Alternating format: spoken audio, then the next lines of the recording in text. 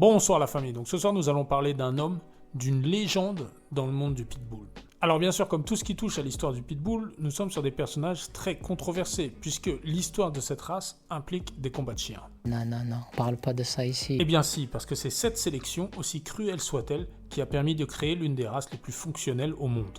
Et parmi les éleveurs de cette époque, qu'on appelait les dogmen, il y avait un homme à l'origine de plusieurs lignées déterminantes, et si vous avez un pitbull, il a probablement le sang de ces lignées qui coule dans ses veines. Cet homme, c'est Floyd Boudreau, et on va parler de ça aujourd'hui. C'est parti.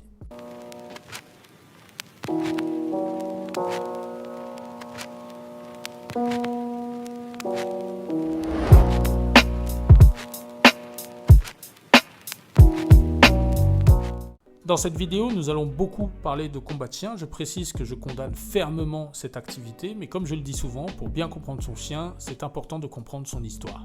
Et si vous voulez en savoir plus sur l'histoire des pitbulls, je vous conseille d'aller regarder ma vidéo Pitbull, la vraie histoire, qui retrace une grande partie de l'histoire des dogmen. Alors, Floyd Boudreau. Donc Floyd Boudreau, dans le monde du pitbull, c'est une légende. Floyd Boudreau, c'est 40 ans à élever des chiens. Floyd Boudreau, c'est un homme entre deux générations. Il est né en 1934, donc il a aussi bien fréquenté Earl Tudor que Maurice Carver, James Crenshaw, David Tant ou encore Tom Garner. Voilà. Il a vu toutes les générations de dogmen.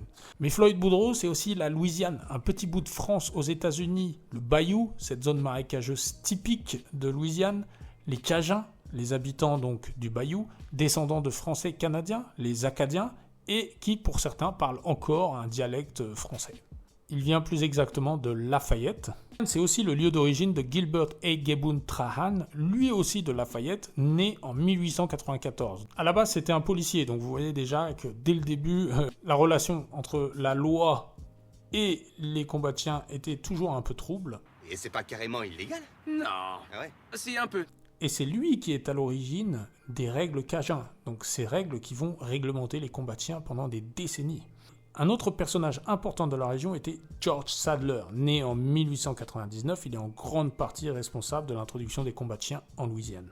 Pour Floyd Boudreau, George Sadler, autrement surnommé The Mississippi Hawk, était le meilleur conditionneur qu'il ait pu rencontrer. Il a beaucoup appris à ses côtés, notamment l'éthique dans le travail. George Sadler était quelqu'un de très carré. Donc pour lui, quand une personne allait à un combat de chien, il fallait absolument se concentrer à 100% sur le chien. Donc ne pas boire d'alcool, ne pas venir avec des filles. Voilà, c'était vraiment très strict, ce qui n'était pas le cas de tout le monde à l'époque. Dans la même région, il y avait Leo Kinnard, qui avait une très grande propriété avec 250 chiens. Leo Kinnard était un bootlegger. Vous savez, ce sont ces personnes qui vendaient de l'alcool pendant la prohibition. Et Boudreau l'accompagnait parfois dans son camion pour ses livraisons de whisky. Ils étaient amis.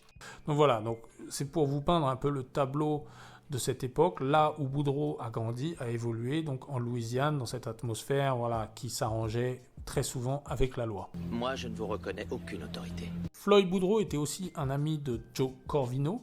Tous les deux partageaient l'idée que chez un chien, le gameness était ce qu'il y avait de plus important.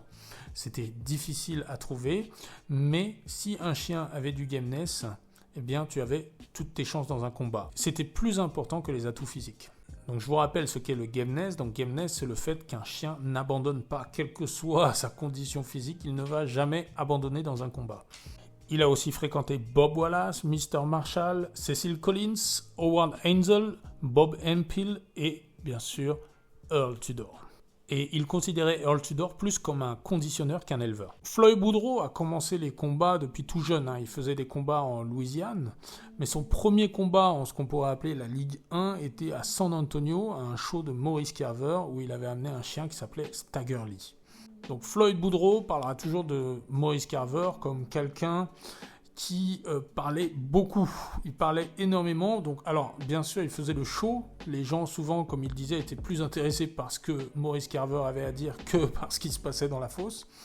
Mais il va aussi dire que Maurice Carver était un peu, un exagérateur. Un bon mytho. On va dire ça comme ça.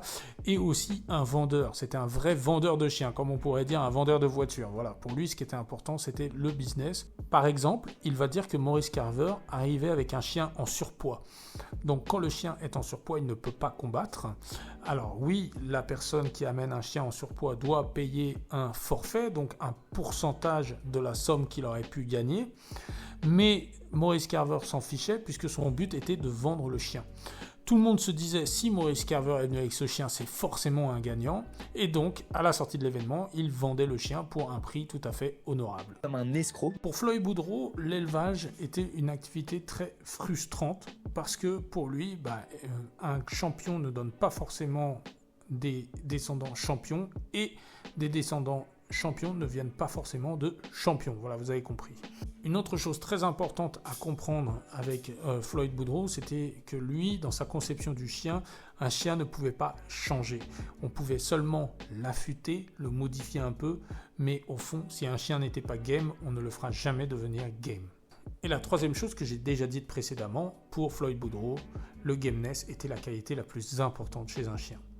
Il avait aussi une façon assez différente de sélectionner comparé aux autres éleveurs, puisque lui, il croyait aux late starters. Les late starters, donc c'est des chiens qui vont se déclencher à un âge assez avancé, donc 2 ans normalement. Normalement, un chien est testé vers l'âge de 2 ans, puisque c'est l'âge où il se déclenche. Quand on se dit il se déclenche, c'est-à-dire qu'il va être apte à combattre. Mais lui, il croyait aux late starters, donc ça pouvait aller jusqu'à 3 ans. D'ailleurs, encore aujourd'hui, on dit que les lignées Boudreau sont des chiens qui peuvent se déclencher plus tard, vers l'âge de 3 ans. Les lignées de Boudreau vont commencer avec Blind Billy. Blind Billy, qui avait ce nom parce que, il n'était pas complètement aveugle, mais il voyait mal. Floyd Boudreau, dans son plan d'élevage, va faire énormément de consanguinité sur Blind Billy, jusqu'à obtenir Eli, la légende Eli. Le mythe, la légende. Il va ensuite reproduire Eli avec Spook.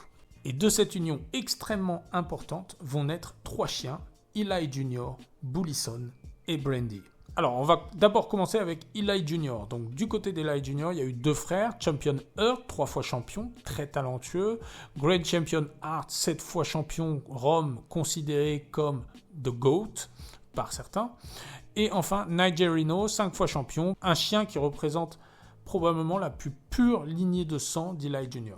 Il pensait que Eli Jr. était le meilleur reproducteur de la portée et que s'il avait été utilisé avec des meilleures femelles, on aurait pu voir des lignées encore plus incroyables. Ensuite, du côté de Bullison, chien de légende encore une fois, nous avons 2 descendants importants. D'abord, nous avons Everett's Buck, qui va lui-même donner Grand Champion Holland Cherokee Chief, qui plus tard va être reproduit avec Dirty Mary, un chien de chez Pat Patrick. Et donc, cette reproduction va donner Bolt Action, qui va être à l'origine de la lignée Boyles.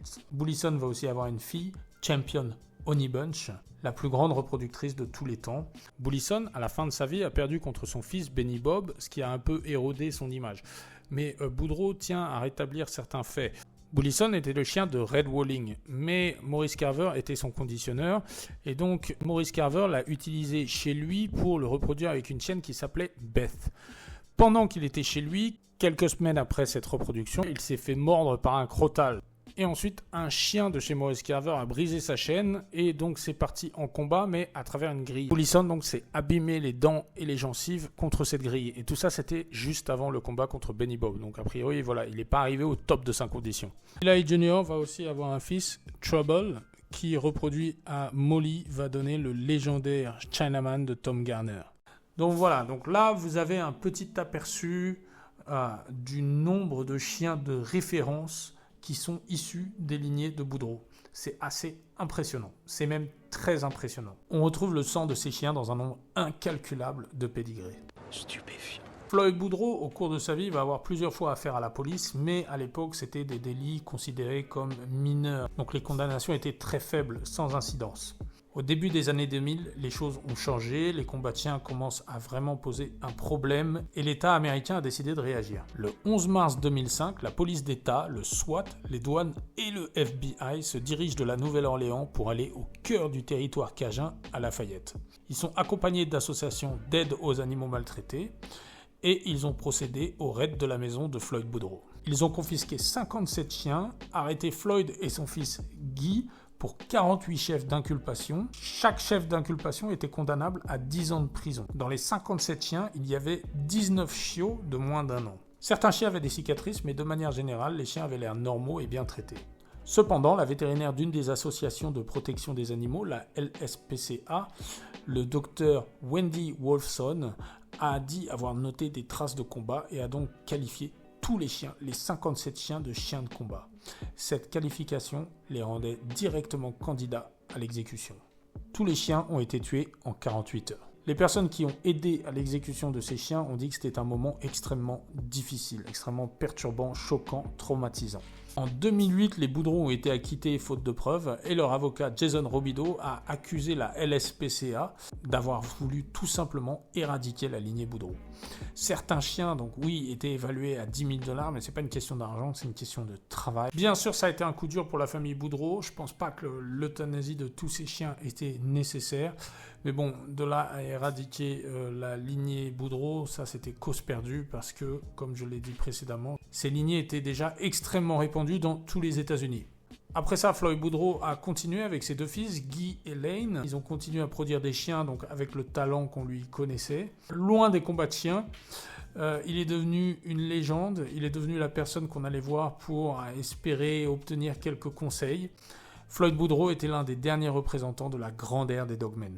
Voilà la famille, c'était l'histoire donc d'une des légendes du pitbull Floyd Boudreau. Alors bien sûr c'était une autre époque avec d'autres codes, mais je le répète encore une fois, pour comprendre le pitbull moderne et les races descendantes du pitbull, c'est important de connaître son histoire. Les propriétaires de pitbull, dites-moi de quelle lignée est issu votre chien. Si vous avez des sujets de vidéos que vous voulez que je traite, des personnages du monde du chien ou des races de chiens, n'hésitez pas à le dire dans les commentaires. Comme vous savez, je lis tout. N'oubliez pas de liker, de vous abonner si ce n'est pas encore fait, de partager cette vidéo, c'est très important. Merci, à bientôt, ciao.